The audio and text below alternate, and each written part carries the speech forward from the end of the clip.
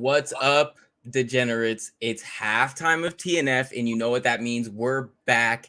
This is Over Underdogs, the show where we pick player props on Underdog Fantasies Pick'em.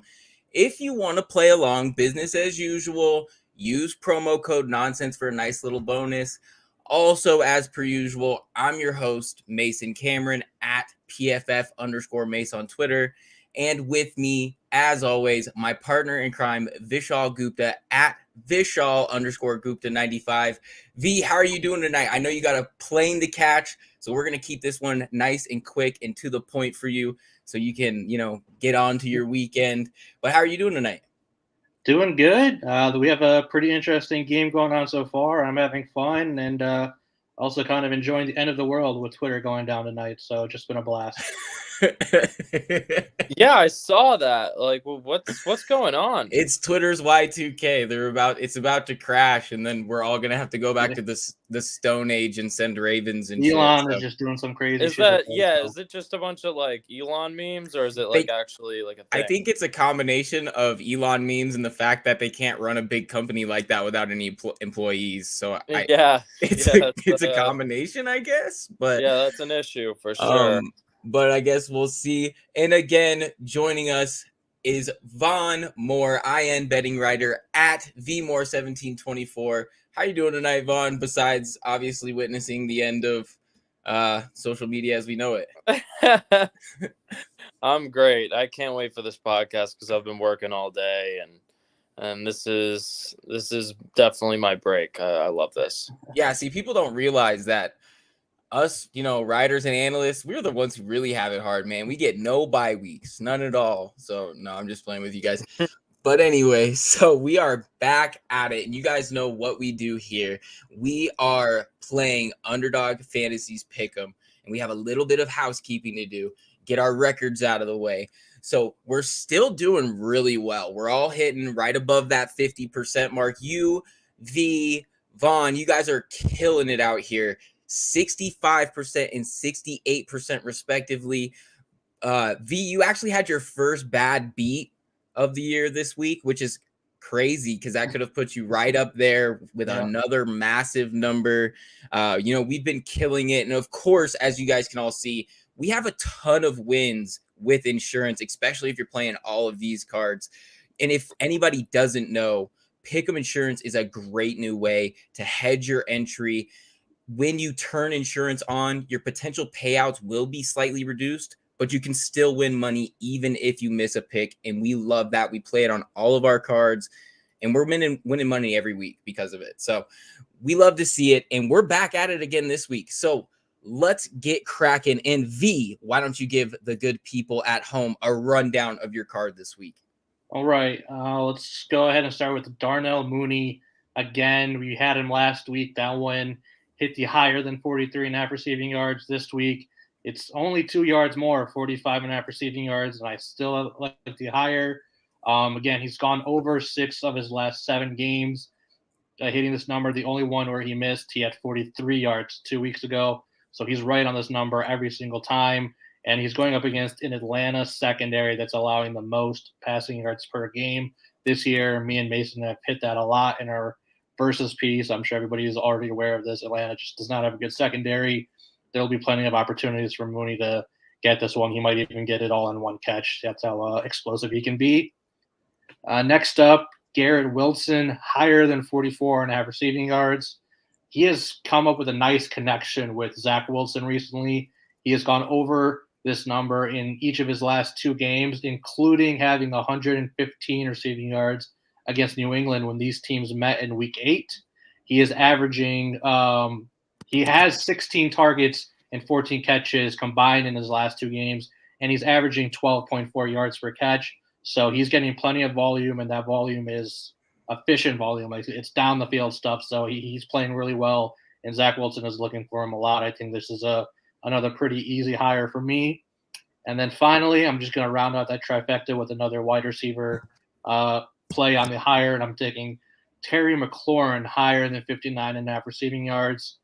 I mean, his performance is really just night and day with Heineke under center as compared to Carson Wentz. He's gone higher than this number in 3 out of the 4 games Heineke has started, and the only time he missed was when he had 56 yards against Minnesota. So again, he is also just right there at this number, constantly, always close to it. He's been averaging 9 targets per game in the 4 games Heineke has started, so there's just a great connection there as well. Shouldn't be too difficult to get higher on this one with the volume he's seeing. Yep, you love to see it. And just like you alluded to, V, if anybody doesn't know, me and V go head to head every week on our written piece over on the website, importantnonsense.com. Go check it out. It's NFL versus. We go head to head. And I'm going to have a little bit of gloating to do this week, but it's okay because V's not going to be here to hear it, but that's okay. I'm going to definitely be in your DMs to let you hear it. You'll know that. But anyway. But anyway, I'm actually going to switch it up. Usually I kick it over to Vaughn at this point, but I had a little bit of a theme too this week. So V had the theme of wide receiver selections here, and I have the theme of quarterback selections. So I'm going to follow it up with a little bit of that. And my first one we're starting off with is Mac Jones lower than 194.5. Or excuse me, I think my graphic went up 196.5. I must have missed it. Pass yards. And this matchup is something that we're highlighting in our NFL versus this week. And this line just doesn't really make a ton of sense to me. I get why they said it, considering he finished just below this number when these two teams matched up in week 8. But Mac has had an extremely sporadic year, to say the least. Since his return from injury / benching, he has yet to surpass this projection despite having 30 or more attempts in each of those games. And now he has to do it against a tough Jets defense he failed to overcome just a few weeks ago. The Jets are stout defensively. They allowed the 6th fewest passing yards per game through the air, just 201. 3rd fewest yards per attempt. 3rd lowest EPA per drop back over the last 3 games. So that means they are currently feeling themselves. They are playing great. They are playing as a unit. And they allowed just 205 yards to Josh Allen in their last game. And it's a hard thing to see Mac Jones succeeding where Allen failed. So I'm definitely going to take the lower there. For the second pick, I have Derek Carr lower than 229.5 pass yards.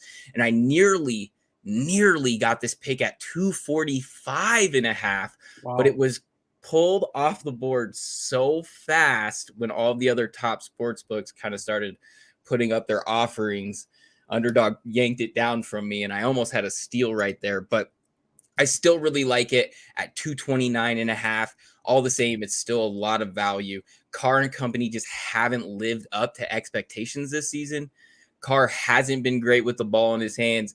Even after adding an all-pro wide receiver to the offense, Carr averages just 236 pass yards per game. And that's without facing very many tough defenses. This Broncos defense, though, is the cream of the crop. They've allowed just 3 passers to go over 230 in a game this season. Fewest passing yards per game and per attempt in the NFL. 3rd fewest EPA per dropback allowed all season long.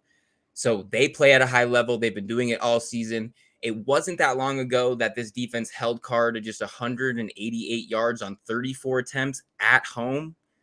And now he has to exceed that number by over 40 yards on the road. I just don't really see the logic in that one. I am all in on the lower here for that one.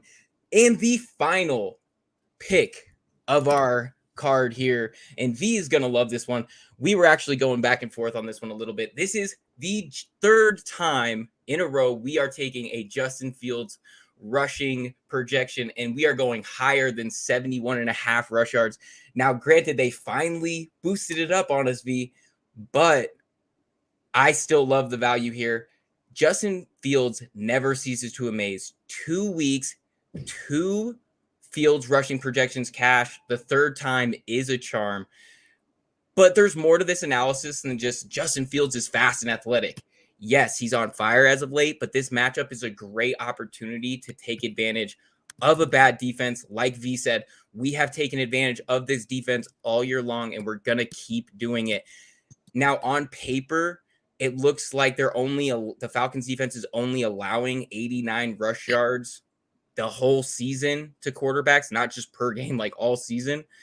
And that might look good, but they've played a bunch of statues. They've got Tom Brady, Joe Burrow, a ton of guys that just don't have a lot of mobility.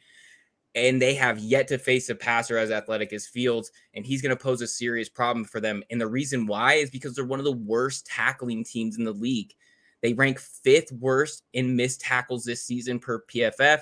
And to make matters worse, they've missed 44% of their tackle attempts when the QB rushes past the line of scrimmage. That is insane. That is asinine. So Fields is going to have a field day out there. And that's not exactly a pun, but that sounded weird coming out. And if you thought his last 2 outings were impressive, just wait until you get a load of this one. It's going to be a good one. I know on paper the game doesn't look great, but the Bears have been making every game great. And a lot of that is because of Justin Fields. So I'm excited to see it. And I know V's excited to see it for sure. Absolutely. And so, Vaughn, last but certainly not least, we have you locked and loaded and ready to go. Why don't you run the people through your card this week? All right, so I'm going to start with Kyle Pitts, higher than 38.5 receiving yards. Pitts' stats this season are downright depressing to look at, considering how good he was as a rookie. Arthur Smith just hasn't trusted Mariota enough to be anything more than a game manager, resorting to pounding the rock with mediocre rookies. However, that has changed in recent weeks as Pitts has gotten at least 7 targets in every game since week 8. I know that's only 3 weeks, but it's 3 weeks, so that's pretty good. And 7, 8, and 9 targets in those games. Plus, without Roquan Smith over the middle, the Bears have no one to cover Pitts. I know Roquan's nothing. He's not a special cover middle linebacker, but, I mean, at least he was competent, and he would have matched up with Pitts pretty well. But he's just a total mismatch that will finally have his breakout game of the year, in my opinion. Eventually, they have to get him the ball. He's too good, and I think I'm going to say that this is the week he breaks out. My second pick is going to be Michael Gallup, higher than 42.5 receiving yards. Like we've, said a lot on this podcast, if there is one weakness to the Vikings, it's their corners outside of Patrick Peterson. Peterson is having a bounce-back year so far, so he should be able to do an okay job on CeeDee Lamb. But there's really no one else that stands out here. The Cowboys massively overpaid for Gallup this offseason, which means Dak is going to try to get him the ball.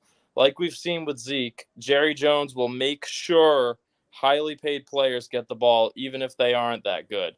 He will do anything he can to vindicate Gallup's deal, like he did with Zeke, like he has been doing with Zeke's, even though Tony Pollard's the better running back. And he looks fully recovered from his ACL tear, at least the past couple weeks. I see Gallup being perhaps the Cowboys' leading receiver on Sunday. And so last but not least, well, I guess you can say least because it's the only one that's lower. But Devontae Adams, lower than 78.5 receiving yards. I typically feel uneasy going under for an elite player like Adams, but this week is an exception.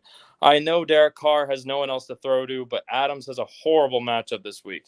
He has been limited in practice this week with an abdomen injury, so he will be banged up going against one of the best secondaries in the league, who will undoubtedly double team him all game since they have no one else to worry about covering.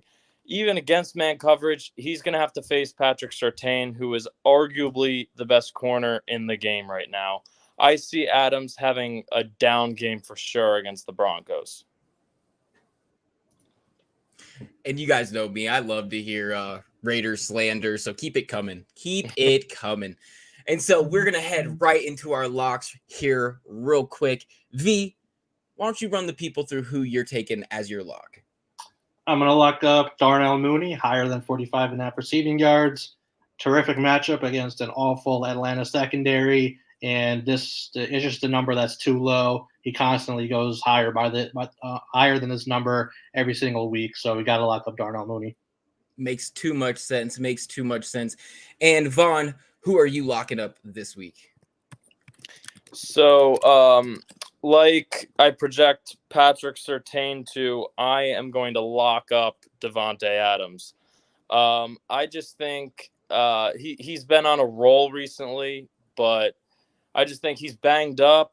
He's playing against a really, really good defense. They're going to anticipate him. Like, it's not like they're not going to be prepared. They know who Devontae Adams is. So they're going to send help on top of Surtain. I just don't see how, with all the attention he's going to get, how he's going to get to 80 yards. Again, like I said, I love it. Keep the Raiders slander coming. And then for myself, we are locking up Justin Fields higher than 71.5 rushing yards. You just can't fade this man right now. He is feeling himself, and we love to see it. So that about does it for us. We're going to let you guys get back to the second half. We are back same time next week, locked in tomorrow, 8 p.m. Eastern. Don't miss it. You're definitely going to want to see it. Check out all of the IN betting team's work over at importantnonsense.com. Join our Patreon to get into our Discord, to get all of our picks, all of this. You can yell at us, get all the fantasy football advice, and we've even got some World Cup stuff sprinkled in there. So if you like that, you're gonna want to see it. You're gonna want to be in there. And then also shop.importantnonsense.com, promo code LOCK to get all of your gear, all your merch from Important Nonsense. We just dropped the holiday collection, so you're gonna want to go get your ugly Christmas sweaters and all that stuff for your loved ones. And yeah, so any parting words for the boy, or any parting words for the people, boys? B? Like you said, check out the World Cup coverage. We did a 90-minute show yesterday, kind of breaking everything down. Games start Sunday. It's going to be awesome. Soccer and football. It's just going to be a beautiful 30 days, so enjoy that. Yeah, that's about it. Yep, and you can definitely find some hidden value in there. V was throwing out some winners, so you're definitely going to want to check that out. And Vaughn, you got any parting words for the folks? Well, it's actually football on Sunday. Yeah, there you go. There you go. Pointing that out. But what's going on in Qatar, by the way? I keep hearing it's like it's a fire situation with soccer, pretty much. That's the best way to put it. Okay. Yeah, because and also for the World Cup, I need betting advice because check out the show. We did it yesterday. Tons of stuff in there. Yeah, definitely check it out. You're going to want to see it. I will. And we're going to be dropping even more picks in the Discord all up all the way until they crown a champion. So you guys aren't going to want to miss it. And we're going to let you guys get back to the second half. And until next time, good night and good luck.